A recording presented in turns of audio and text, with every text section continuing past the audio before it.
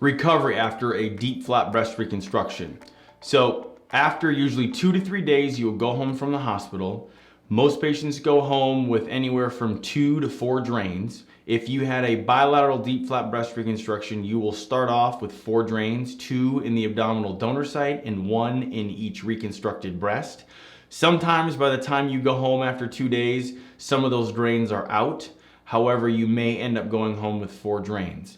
If your mastectomy wasn't done at the same time, the drains in your breast will come out within a matter of days. If you had a mastectomy done at the same time, those drains may stay in for 1 to 2 weeks.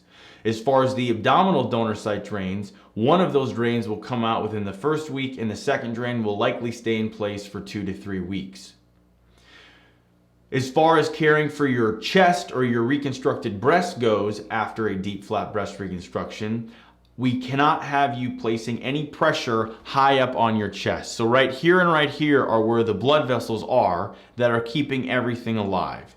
So I'd rather you not wear any bra initially, and eventually when I do have you wear a bra, it cannot put any pressure in the inner upper aspect of either reconstructed breast. Where we want the support is on the bottom and the sides is where we want the bras to support the flaps.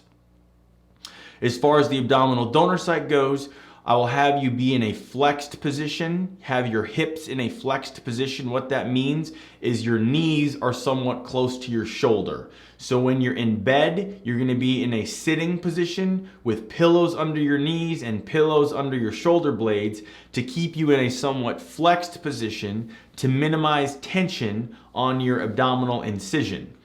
Very similar to a tummy tuck recovery. The other thing regarding healing the abdominal donor site is that I can't have you lifting more than 20 pounds for 2 months. So we need the inner abdominal wall, the muscle layer of your abdominal wall, to be nice and healed before you try to lift more than 20 pounds. And that takes about 2 months. Once you're able to wear Spanx, I want you wearing Spanx.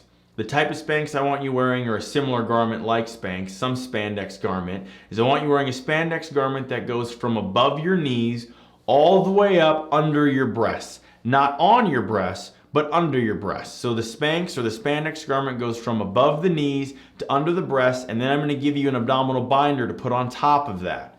So that's going to give your abdomen nice, gentle compression, which will help everything heal up correctly, as well as help those drains come out as soon as possible. I want you to refer to the other generic pre and post-operative instruction videos that talks about not using ice ever and eating 100 grams of protein and all those points that are generic for every recovery after surgery. But as far as recovery after a deep flap, you can shower after 24 hours if we did not put any implants under your deep flaps. You can shower after 24 hours.